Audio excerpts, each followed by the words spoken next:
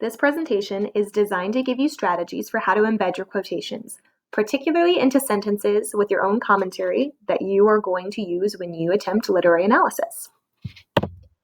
Let's say you're focusing on the thematic ideas of violence and its consequences when your teacher asks you to read the Epic of Gilgamesh. The first thing that you're going to do is search for useful sentences that will give you evidence for commenting on these themes. We're going to zero in on this segment because it comments on the concepts of intense violence and hints at repercussions here.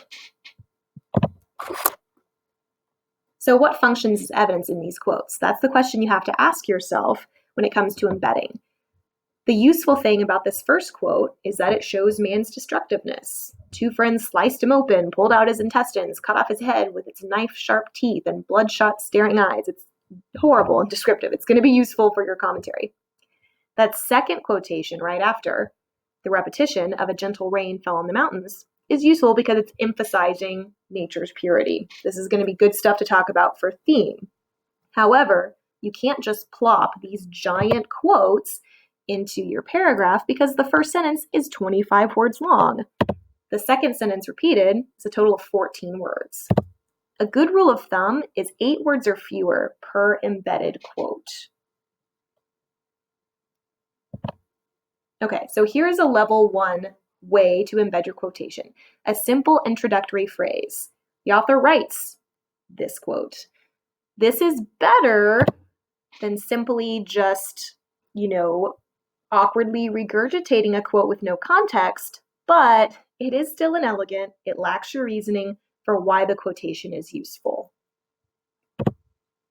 Level 2 is better, right? You have an explanatory phrase. The author emphasizes the purity of nature when he writes, "A gentle rain fell on the mountains." So this is better, like I said, because there is more commentary. We know why you chose the quote, but the evidence really isn't truly embedded. Just think about how long this would be if you chose that 25-word quote. It's still not the best strategy, but it's certainly something better to do than just dropping the sentence in. Level 3 is even better. When the author repeats that "a gentle rain fell on the mountains," he contrasts nature's purity with the destructiveness of man. Well done, right? The good thing about this is that we have a verb of attribution, which is the word repeats, right? It tells us what the author is doing with this sentence, so it shows some of your commentary and your analysis. He contrasts nature's purity, so you have more thoughtfulness going on. You've integrated the quotation within your own sentence of analysis, but even so, this level 3 strategy is not sufficient for that crazy giant monster quote that's 25 words long.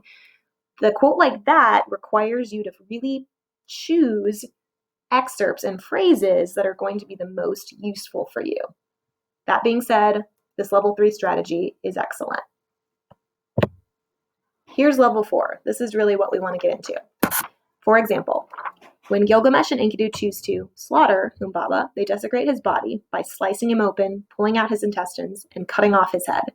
This graphic imagery emphasizes the brutish nature of Gilgamesh and Enkidu, who are considered the pinnacle of society, since Gilgamesh is king and Enkidu is his equal. So if you take a look at the way this is embedded, this is from that 25-word-long quote.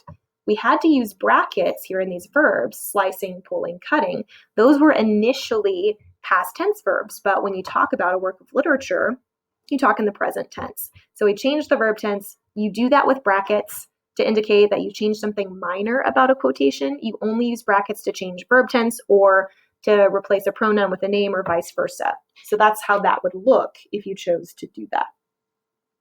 Our second example here, this negative portrayal of man contrasts with the moment immediately following the massacre when the line "a gentle rain fell on the mountains" is repeated. You'll notice that's our level 3 strategy. We still have the full quotation, but it's integrated in a more sophisticated way within the sentence.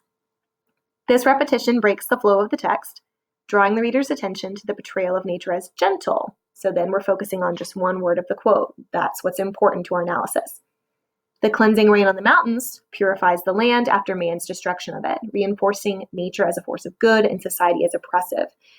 If you notice the ellipses here, that's because we took out the verb fell because it wasn't important for our analysis here. We're talking about just the rain on the mountains in general, so we didn't need that full quotation in order for our analysis to work. So that's when you'd use ellipses, when you're taking out something in the middle of a sentence or phrase.